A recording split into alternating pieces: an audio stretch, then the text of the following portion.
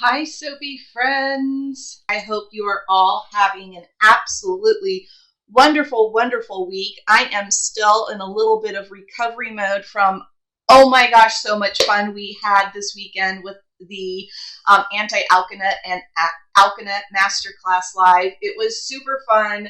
There's more info on that on the website, soapyfriends.com. But today we're going to be talking about some white soaps. It made me thing to do this was in the Anti-Alkanet class, we were talking a lot about the base color of your soap. And I wanted to make it very clear that the soaps we were making, my initial white base, it's just olive oil and coconut oils, the recipe used in those classes, does whiten up. And I'm like, oh, it'd be great to show now. Anyway, I'm like, oh, I do. I've got one from the Always Indigo Masterclass. So we're going to pull those out. We're going to look at some single oil tests, and we're also going to look at these big beauties of white soaps that we made last week. They are tallow soaps, and we'll talk more about those. So we have lots of white soaps by chance to look at today. So let's go ahead and get started. Let me flip you over so you can look down at some of the soaps with me that I have here on my tabletop. I know I said white, and what the heck is up with these, right? Oh, they're kind of gross. Let's talk. First, this little magical bar here, this is my very first soap I ever made. It is, oh my gosh, 15 years old now, if not more, and it is 100% olive oil. It's not like even organic olive oil. I went to the grocery store and bought the cheapest olive oil I could because I didn't know I'd never used handmade soap before, much less make it. And it was for a science experiment teaching my kids when we were homeschooling them. So not a lot of lovely oils went into this bar, but I absolutely love it. And we'll look at it as a compare and contrast to some other olive oil soaps. Both of these are also olive oil. Now, we made both of these during a Wet Soap Wednesday when I was explaining the difference of olive oil. Now, even though, and I'll hold them right up to the camera for you, this one here is the yellower soap. But look, I wrote on the back, light olive oil, that's a D for dark olive oil.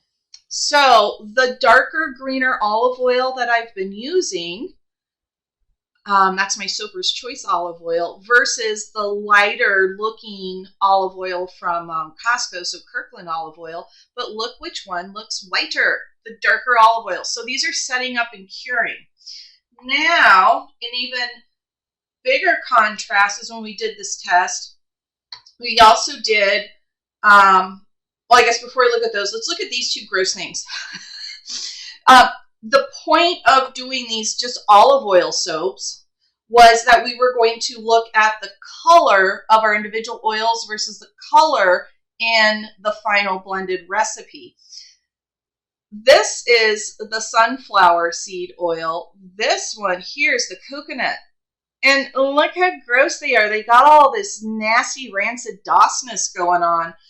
And I did expect some DOS on the sunflower. I didn't expect it on the coconut, and they were touching in the box.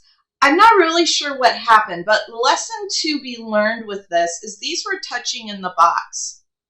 I should have kept them separated. Something as simple as putting each one in its own little baggie would have been fine. Not a plastic bag, a little paper bag. And hi, everyone that's popping in. I will, like I said, try and keep better job of keeping an eye on comments for you. So these two did go rancid, so we don't have a really good test of the various colors of these soaps. Coconut oil will make a very white bar. I've never had coconut oil do this. It's really weird. I'm wondering if I have this big ash chunk here, if in this itty bitty little, this was less than 100 gram micro batch, maybe I just didn't really get a good emulsion. So I had loose coconut oil, too much loose coconut oil, like a high super fat. floating around in there. Maybe that's what caused this, and this touched and it kind of, you know, passed that nastiness on.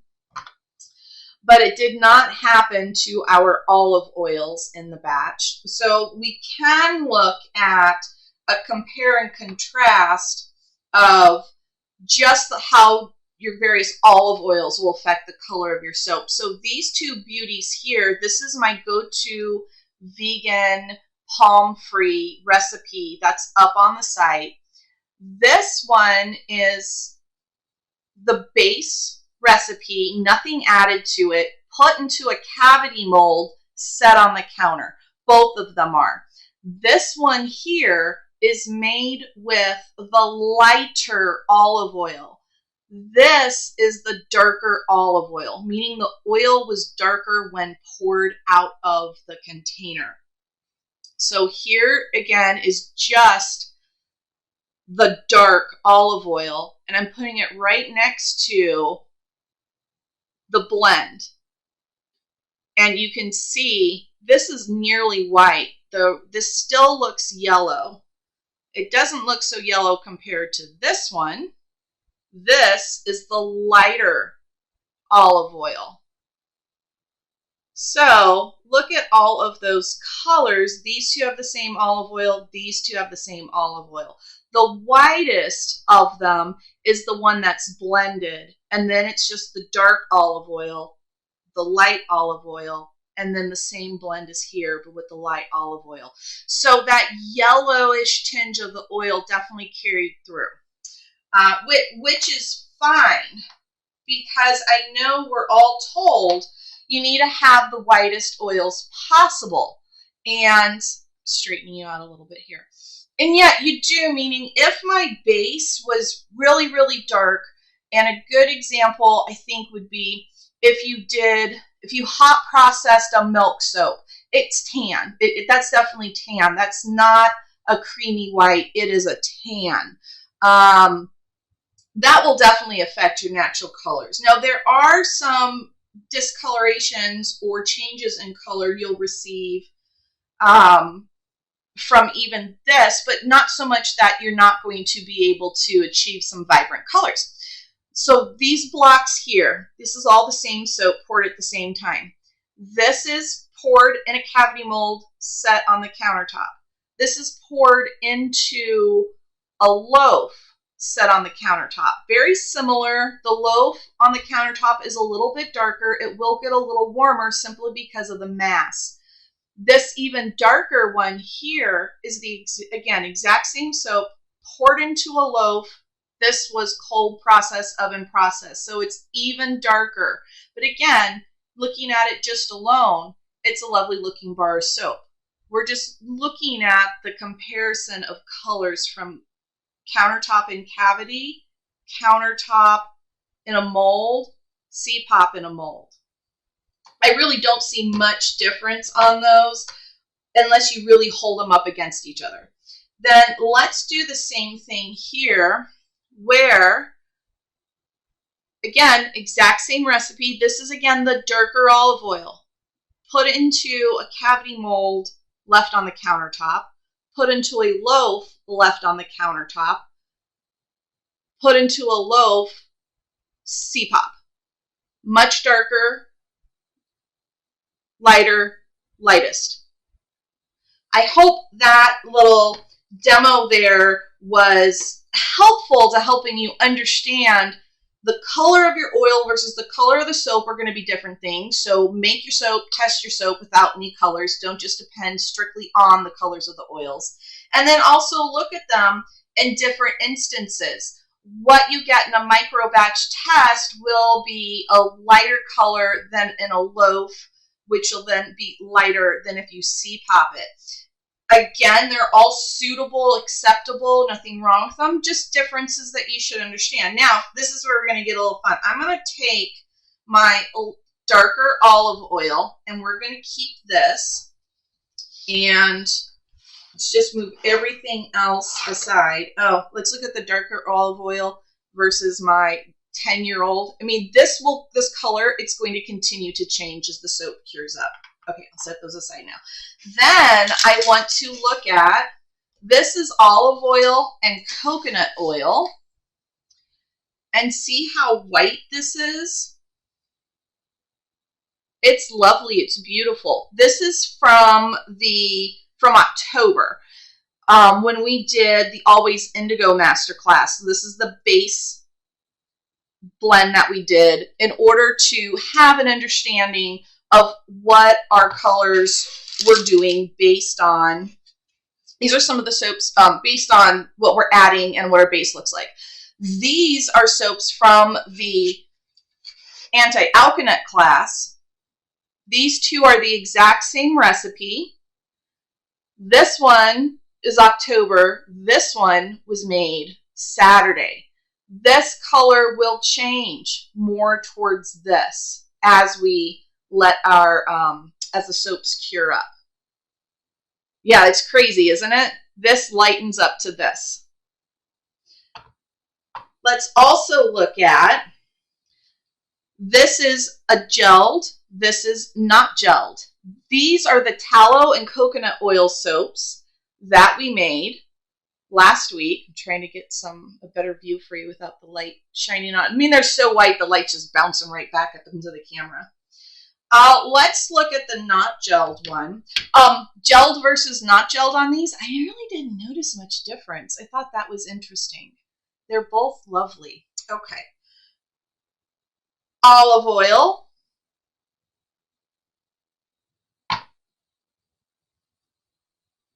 Olive oil, coconut oil. My go-to vegan palm-free recipe. And that tallow and coconut oil. Wow, that's so bright. I'll hold it over here for you. But those are all of our lovely whites.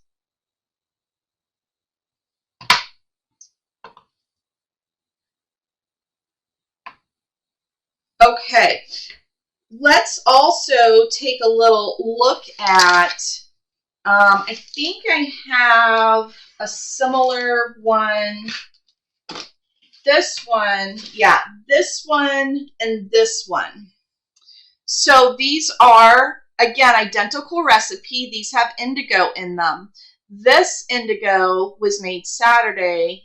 This one was made back in October. This one here, the disc, this color will continue to bloom over about a week, maybe even a little more. So I will, even though it looks kind of greenish now, get more of a blue, especially as our base, which looks yellow now, eventually turns white. So don't give up on your soapy colors if you think they're not perfect right when you pop them out of the mold.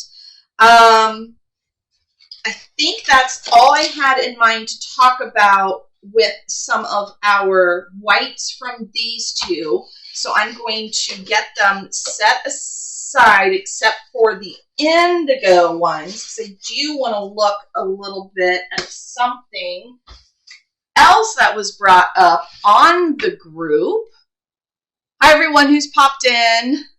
Okay, so this is our base from the Always Indigo, and I do want to show you just some of the color range in here. Okay, these are all made in the master class. This is Indigo Ferric Tinctoria. This is the fermented blue. This is the green powder, which is one of my favorites now with the lovely ambers. All of my formulations, everything for all these various colors, including the ones with milk, are in the master class. But we had a post on the group where someone had taken indigo and they added citric acid to the lye water and got fuchsia. Now, my first question is, what was the botanical name? Because everyone's super excited. It's a beautiful, beautiful fuchsia. I'm not 100% sure it's natural, meaning what I call natural, plant-based. And that's not to say there's anything wrong with it. I'm just saying I don't think it's plant-based indigo. It could be mineral indigo. It could be plant-based. We don't know because the original super the place they purchased it from, they did not supply a botanical name. I told her to ask them, just email them and ask them. But with Indigo tinctoria, the indigo that I use, when you hear me say indigo, we're looking at blues, we're looking at ambers to some pretty earthy kind of green tones.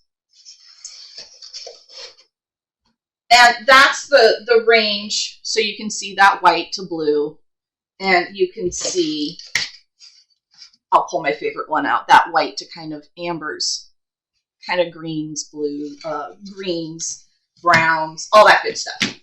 Okay, so I'm going to set these aside so you don't get them all goopy, because I'm going to pull out a little bit of indigo that I have set up, and let's look at it and let's see what happens when we add citric acid to Indigo tinctoria.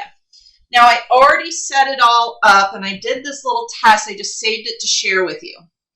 In this container here is,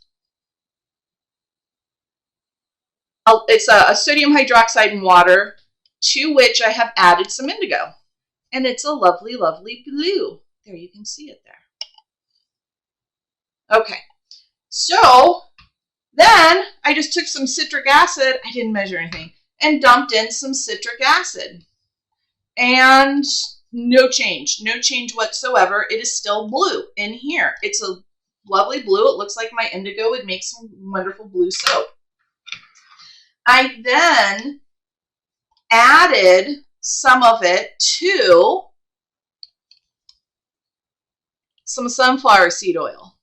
This is sunflower seed oil with indigo and citric acid added to it. I did not emulsify it and stick blend it. I just dumped it in there just like this. Just poured some in. And this is like a weak lye solution. I'm not trying to make soap. And yeah, I mean, nothing's going on here. There's no fuchsia happening. It's just the expected indigo blue. Give it another little stir since we just added some of that sodium hydroxide solution to it. I know I'm doing it without gloves. Being careful. Don't do this. Don't try this at home. Here's my disclaimer. Always have gloves on. Just stirring it up a bit, and it is still there, just blue. None of that fuchsia we saw in that post. So the only thing I can say for sure is in the post in the group with that lovely, lovely fuchsia, we know it is not Indigo tinctoria. All we know is it's something that's labeled as indigo. I really, really hope the original poster will reach out to where they bought it from and let us know what type of indigo that was. Now, I have seen some adulterated indigo. If you go to that post in the group, I asked Ann George about it, if she knew like how to tell. One thing that she mentioned with indigo is it will definitely have that earthy indigo smell to it. And you can smell that even in the decoction that's about a week old. Once I warmed that up and put it into the lye solution, I'm like, yep, there's the smell of indigo. You can definitely smell it. She also said you could pretty much use it to make a vat and it will separate out into greens. And that information is up on that post if any of you want to kind of test your indigo, see what's going on with it. These are the two soaps that I posted as the cover for this event. There we go. The lighter one, one of them has buttermilk to it. And I lied. They both have buttermilk to them. The lighter one didn't gel. The darker one did gel. That's the difference between the colors. This is no gel. Same recipe, not gelled. Buttermilk, no buttermilk. That buttermilk almost has like a little pink tinge to it. It's really pretty. You can see that kind of a pink tinge more so in the gelled versions. So same recipe, gelled. This one has buttermilk in it. You see, it's a really slight, faint pink tinge to it. Very, very pretty. Okay, so let's look at these. And this will be the last bit of our live today. And we're going to do some weird tests. The reason why I made tallow soaps is because Kathy Davenport Gray, dear soapy friend, came up with a new recipe because she wanted to use all local things, which is why she is using some tallow. And she was a vegan soap maker all before, so this is her first experience with tallow, and she was noticing something really weird. She would make soap no matter what color she added, clays, slurries, infusions, whatnot. Had this really weird thing where the soap, when she got it wet, her beautiful colors would like wash off, but as soon as it dried, they'd come back. And we're all, what? I mean, it was really, really, really weird. Oh, we also, thinking too fast. So what we're going to do, we made the soap, so what we're going to do today is wash these off and see if the color changes when we get them wet.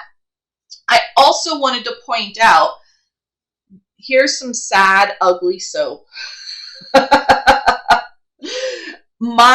In last week's live, I do show you my new countertop oven processing where I have my 2 lovely cafeteria trays and my 2 heating pads. Pro tip, don't put them on high. Those heating pads do get really, really warm. It was about 160-ish degrees inside the 2-layered heating pads with the cafeteria.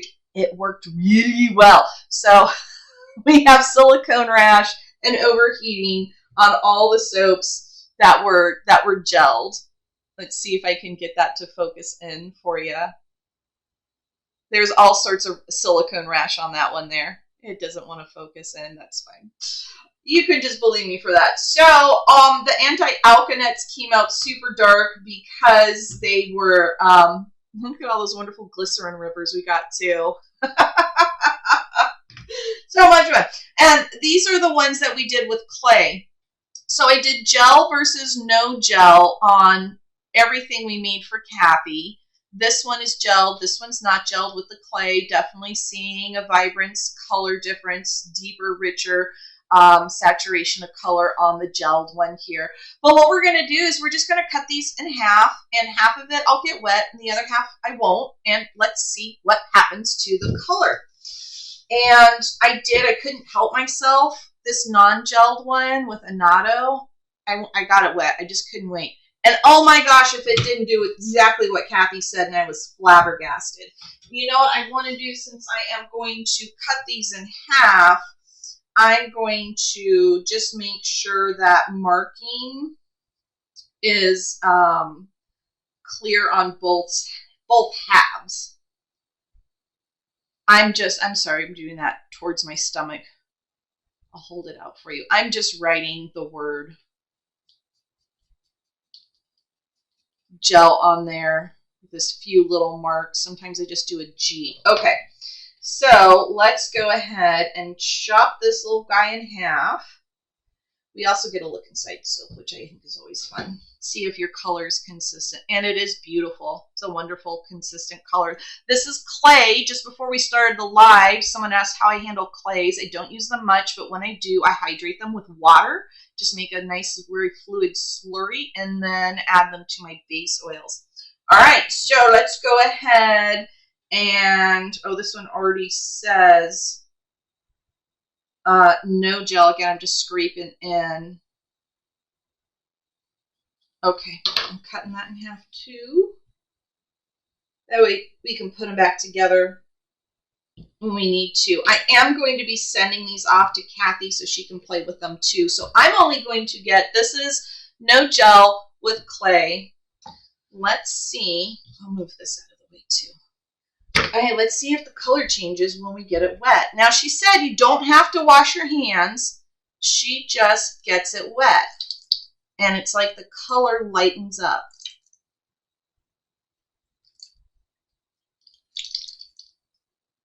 And yeah, the color lightened up. Holy bejeebers. Now this color, lightening of color, I mean, that's a really big difference. Kathy, we at least confirmed the weirdness you're seeing is weird. I guess we could do this to a colored soap too without tallow. Let me set these down. I've got some indigo bars. Hold on, let me go grab one. This is my go-to vegan recipe, and to which I've added an indigo decoction. It is maybe a week old. I think I did these a day before or after the live last week. So I'm just going to cut it in half. Because doesn't soap usually get darker when you get it wet? I think it does. Okay, so there's our insides. You can see that indigo hasn't fully bloomed. Plus these didn't gel, so I have a bit of a lighter outside on it. Let's set that one down. Oh my gosh, look. Look how much lighter that is. Just from running some water over it. Okay, we're going to do some and so in the live, see, look, that just got darker. That got darker. I'm going to look at the inside of this one too. Let's just kind of, I mean, it got darker.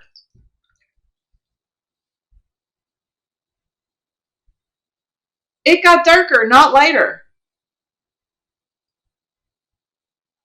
I'm a little. This is fun. This is. I love this part of soap making. We get to figure out what the heck is going on. Those were not gelled. This one was gelled. This one here. Let me put it. Let me make sure you can still see it. This side is dry. This side is wet. This is a gelled version of that clay. So she didn't know if it was the colorants, if it was the soap, what was going on with it. I don't want to like leave lather on it.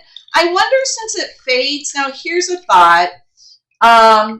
If it's like the steric acid, yeah, much lighter, and okay, holding it up for you. It's almost like it has lather stuck on it. Look at that difference. Kathy says every single time she does this, once the soap dries, it all goes back to the same color. So it's only an issue when it's wet. Okay, we're going to do a buttermilk, and I'm just slip this one right down. The buttermilk is, the scratching for buttermilk is over the full length of the bar, so it'll be easy to put back together. Okay. All right. Oh, I said no gel, but we definitely started gelling in there. That's a partial gel ring. Okay. I did notice that even though I wrote gel, no gel on these, I think this one got darker. Hold on, let running water over it. I think all of these did go through some sort of a gel just because it was coconut oil in that tallow. And yeah, it's like the color's almost starting to wash off. Again, it's lighter. It has to be the steric acid. It has to be. That's gelled with no buttermilk. We're going to do this one. Let me make sure I have my markings on the bar. As far as what to do with it, gosh, Kathy, I think if it is the steric acid, we could test that by doing some shea. Sorry, I'm holding this up against me, not over the camera. We could test it by making some coconut and shea, basically like swapping the tallow out for some shea. Maybe I'll do that for you because I got a bunch of shea butter sitting here. And seeing if the same thing happens.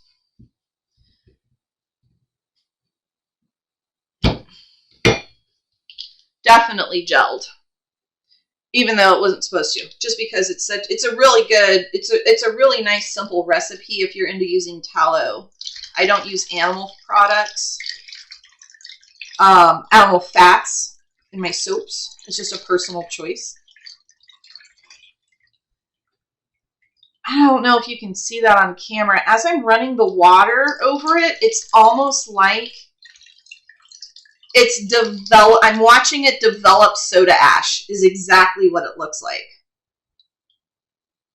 Look at that. Okay, well, Kathy, we confirmed you're not crazy. It's definitely doing exactly what you thought it would be doing. It does not happen with another recipe. As this is drying out, this one's starting to look a little bit darker, but I mean, not like, this is almost like pastel versus vibrant, whereas this is, you know, okay, now that they're together, I can't even really see any difference at all. I mean, that's startling. I was not expecting to see that much of a difference. It's got to be the steric acid in there, and I don't think there's anything wrong with the soap. I just think it's steric acid. So what'll happen with these once they're dried, according to Kathy, and according to my initial test where I just got one of them wet and then it dried perfectly back to the way it was before it was wet, once these are dry, they'll be their wonderful, beautiful colors again. It's kind of more magic. I don't know. I think it's kind of fun, Kathy. Okay, so that's, I mean, I don't know what else to say about it. And I'll do a shea butter soap for sure and get back to y'all on that, to see if it does the same thing, to see if it is the steric acid. I know it's not the coconut oil. It has to be the tallow doing it. And so, yeah, I don't know. More research, more fun exploring to do. And thank y'all for playing along with me today on Wet Soap Wednesday. Feel free to hop over to the website and check out the new classes and tutorials, including the Anti-Alkanet Masterclass replay that is available. And there's lots of more content for you up on YouTube. You can follow along on my Facebook page, Instagram, and in the group as well. All those links are down in the description. And until next week, my dear soapy friends, happy soaping. Bye-bye. Here's just a quick overhead shot of the wet soaps. All the ones on the bottom are wet, and oh my gosh, check out that color difference. Okay, soapy friends, these are the soaps that we cut open during today's live, and I'm just gonna put them right back next to each other. Look, same color. I'll drop a photo in the comments where the half we got wet was significantly lighter on the tallow soaps than it was on my vegan indigo soaps.